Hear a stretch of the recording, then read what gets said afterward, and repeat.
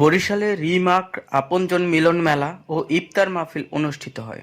বরিশালে জমকালো আয়োজনের মধ্য দিয়ে রিমার্ক আপনজন মিলন মেলা ও ইফতার মাহফিল 2025 অনুষ্ঠিত হয়। 18 মার্চ মঙ্গলবার বিকাল 5টায় নগরীর ইউরো কনভেনশন হলে এই আয়োজন করা হয়। উক্ত অনুষ্ঠানে প্রধান অতিথি হিসেবে উপস্থিত ছিলেন অভিনয় শিল্পী ইমন। এছাড়াও বিশেষ অতিথি হিসেবে উপস্থিত ছিলেন Kamal Hossain, senior director, Remark SB limited. এ সময় অভিনেতা ইমন বলেন, আয়োজিত রিমার্ক আপনজন এই প্রোগ্রামটাতে আমি তো রিমার্কের সাথে কাজ করছি দীর্ঘ 1 বছর ধরে।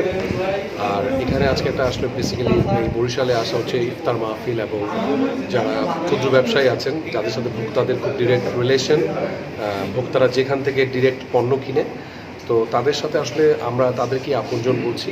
কারণ আমরা মার্কেটে অনেক বড় বড় প্রতিষ্ঠান আছে যাদের সাথে ওদের ডিরেক্ট কোনো রিলেশনশিপ নাই। আমরাই বাংলাদেশে প্রথম এই ক্ষুদ্র ব্যবসায়ীদের সাথে একটা ডিরেক্ট সম্পর্ক স্থাপন করছি।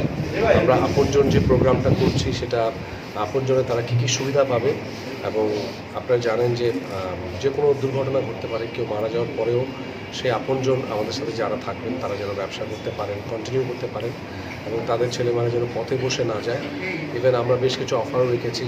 তারা অনুষ্ঠানের শুরুতে আলোচনা সভার আয়োজন করা হয়। আলোচনা সভা শেষে গ্রাহকদের নিয়ে দোয়া মোনাজাত পরিচালনা করা হয়। রিমার্কস লিমিটেড এর পক্ষ থেকে বরিশালের সকল গ্রাহকদের নিয়ে এমন মিলন মেলার আয়োজন করতে পেরে কৃতজ্ঞতা প্রকাশ করেন কর্তৃপক্ষ। গ্রাহকরাও এমন আয়োজনকে সাধুবাদ জানান। রিমার্কস এর সিনিয়র ডিরেক্টর কামাল হোসেন বলেন, senior executive director, Remark SB limited.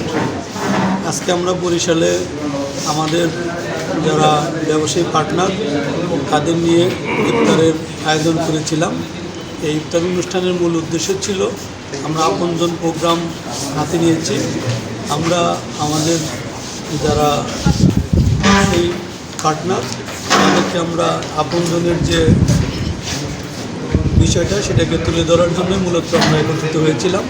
আজকে সুন্দরভাবে তাদেরকে আমাদের প্রোডাক্ট সম্বন্ধে, আমাদের বিজনেস পলিসি সম্বন্ধে এবং আপনজন প্রোগ্রাম কিভাবে তারা লাভবান হবে এই প্রোগ্রামের মাধ্যমে সেটা তাদেরকে আমরা বিস্তারিত বোঝাইতে সক্ষম হয়েছি। বরিশাল থেকে পারভেজ শিকদার, বিজলি টিভি নিউজ ডেস্ক।